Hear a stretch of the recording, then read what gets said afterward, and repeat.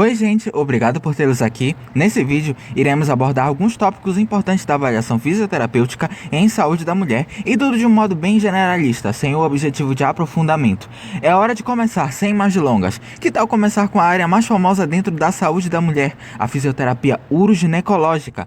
Para que seja possível, vamos lembrar dele. Quem será? Isso mesmo, o assoalho pélvico, uma rede formada de tecido conjuntivo e músculos que suportam vísceras e são extremamente importantes na vida sexual do sujeito. Fica localizado no períneo, essa região ainda é imagem, que fica entre a vagina e o ânus. Por ser responsável por inúmeras funções, o assoalho pélvico pode ser classificado como uma estrutura sobrecarregável e sobrecarregada. Deve ser avaliada com critério e responsabilidade e não faltam modos de fazê-lo. Uma das formas de você fazer isso é... Bom, você está vendo a mulher tossindo no vídeo, certo? Esse é o teste da tosse. E você também, suponho eu, está vendo a manobra de Valsalva, certo? Aquela manobra em que você precisa exalar o ar com os lábios fechados e o nariz também tampado. Ambas têm em comum algo, elas aumentam a pressão intraabdominal e intratorácica. Em pessoas com os músculos do assoalho pélvico fracos ou por motivos neurológicos, a pessoa pode experimentar vazamento de urina quando isso acontece, muito embora alguns profissionais optam por não realizar esse teste para recorrer a outros métodos para identificar essa possível fraqueza do assoalho pélvico. Para avaliar a força muscular do assoalho pélvico, você pode claramente utilizar a conhecidíssima escala modificada de Oxford, aplicada ao assoalho pélvico. Meu Deus, ela é muito grande, como é que eu vou decorar? Não se preocupe demais com coisas de menos, eu posso facilitar as coisas para você, preste atenção. Começamos com o número 0. Olha o zerinho bem bonitinho aí na imagem. Bem, o 0 é nada. Na matemática, qualquer operação que envolva o número 0 não dá em nada. Nada. É 0. Na escala modificada de Oxford, isso significa 0 de resposta muscular, de força, de tudo. Então, é 0 de força. Memorizado isso, nós podemos ir para o próximo número, o número 1. Vem dar um pouco de atenção para a nossa cobrinha. O número 1 é o que você quer nos processos seletivos. Muito bom na astrologia, mas na Oxford ele significa um esboço de contração não sustentada. É basicamente quando você até tenta, mas não consegue se mexer. Aliás, que tal recapitular como se avalia a força do músculo do assoalho pélvico? É bem simples. Para avaliar o assoalho pélvico, posicione o seu cotovelo a 90 graus, com 2 dedos esticados e o seu antebraço em posição neutra. Você deve introduzir os seus 2 dedos até a região de interfalangianas proximais. Dentro do canal vaginal, você flexiona os seus 2 dedos em posição pronada, os 2 dedos ligeiramente afastados. Nesse sentido, você pede para a paciente apertar e tentar juntar os 2 dedos, com o seguinte comando: contrai, relaxa.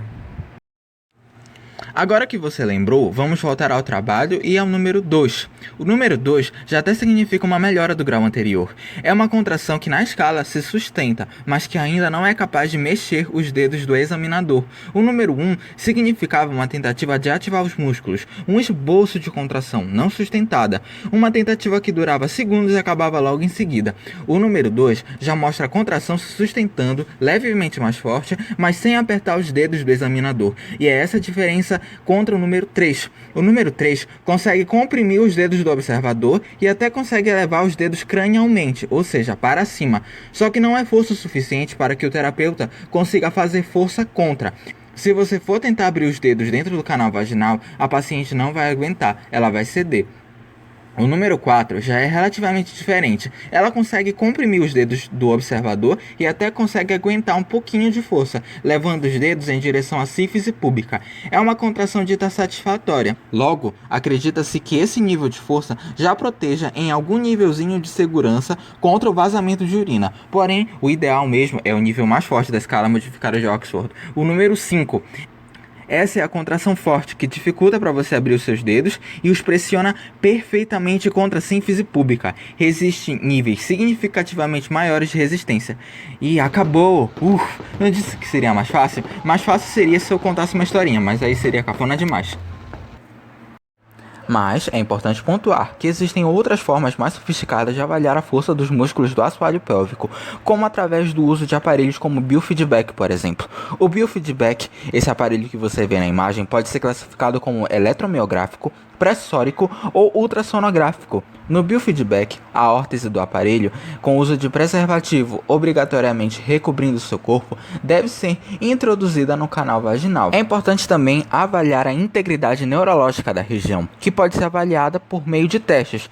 Um dos testes mais conhecidos é o teste do reflexo bulbocavernoso, que acontece quando o clitóris é tocado e, ao mesmo tempo, estimula-se a contração dos músculos isquio e bulbo cavernoso a partir do toque do clitóris. Também pode ser avaliado a sensibilidade do dermato no local, conforme é possível ver aqui na imagem. Essa é a imagem geral. Deixa eu dar um zoom no dermato no sacral para que você consiga perceber principalmente a importância de S4 e S5. E aí, consegue ver? Que bom!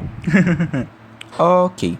Agora que passou os principais tópicos de avaliação do assoalho pélvico, vamos falar de outro assunto importante na saúde da mulher, a gravidez. Gente, o que falar da gravidez? É um episódio milagroso da vida. Alguns dizem que é uma forma de Deus se manifestar na natureza, uma verdadeira epifania.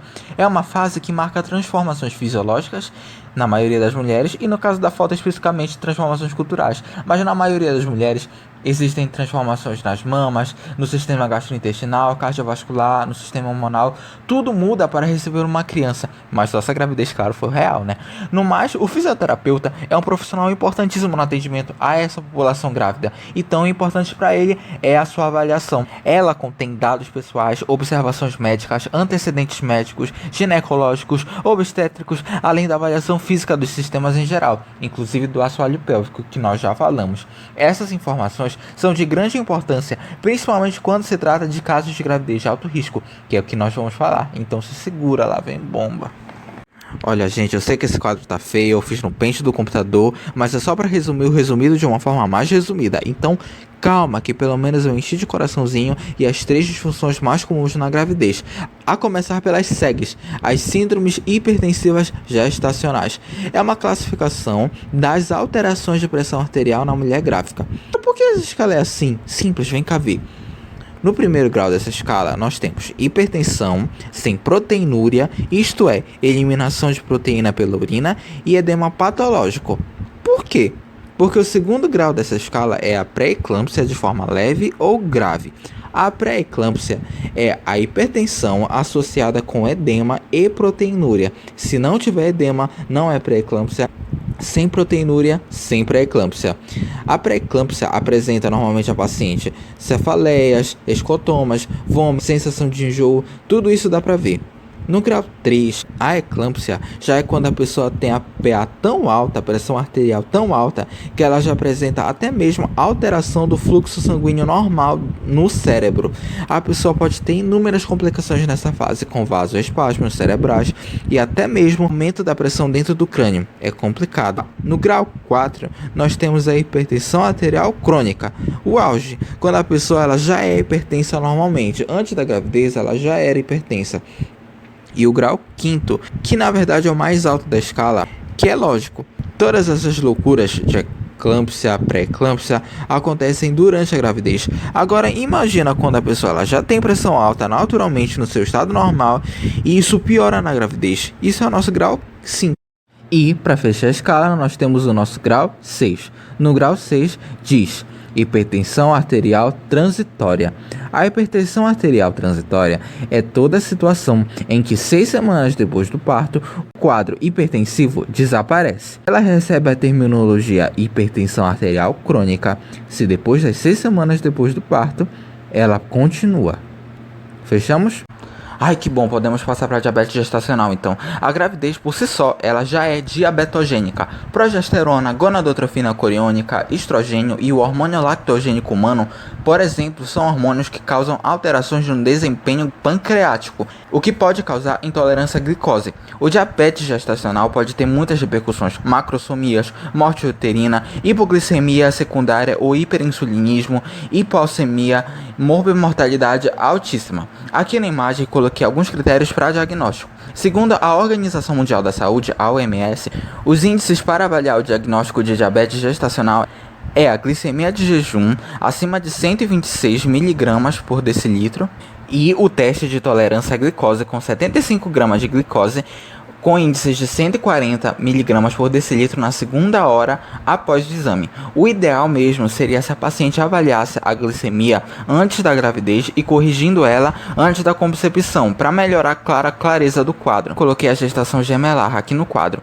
O útero pode se expandir até 25 vezes o tamanho para que consiga aguentar tanto bebê. E com isso pode ter vários riscos, como por exemplo o risco de ruptura da membrana e o risco aumentadíssimo de prematuridade. Nesse caso, é mais do que importante realizar o exame físico completo e a coleta dos sinais vitais. Os objetivos da fisioterapia nesses pacientes são diminuir o risco de trombose, avaliar os efeitos do repouso, a manutenção do fluxo sanguíneo e, claro, a orientação do posicionamento e prevenir o aumento da pressão arterial. Agora que nós sabemos finalmente que a gravidez pode sofrer com vários problemas, vários aliás que não comentamos aqui, como por exemplo placenta prévia, problemas renais, cardíacos, problemas no fórnix interno, trombofilia, é de imaginar que muitas vezes o parto pode não ser tão seguro. Podem haver contrações uterinas insuficientes, angústia fetal, má apresentação fetal, hemorragia e após complicações da gravidez pode haver complicações no parto, como laceração perineal. A laceração perineal possui 4 graus, nós vamos ver na imagem. O primeiro grau atinge a pele e o tecido celular subcutâneo, ou seja, o primeiro grau é só a pele. O segundo grau atinge a face e os músculos do períneo, ou seja, esse grau é só do músculo. O terceiro grau atinge o esfíncter anal. E o quarto e último grau atinge a mucosa anal. Claro, né? Esse é o parto vaginal. Vamos analisar isso na imagem. A imagem superior à esquerda representa o grau 1, a imagem superior à direita representa o grau 2, a imagem inferior à esquerda representa o grau 3 em círculo e a imagem inferior à direita apresenta o grau 4. E é isso, gente. Eu sei que eu não consegui pegar todos os assuntos, mas eu peguei o que é de certa forma mais importante. Obrigado pela atenção de todos. Bom dia, boa tarde, boa noite.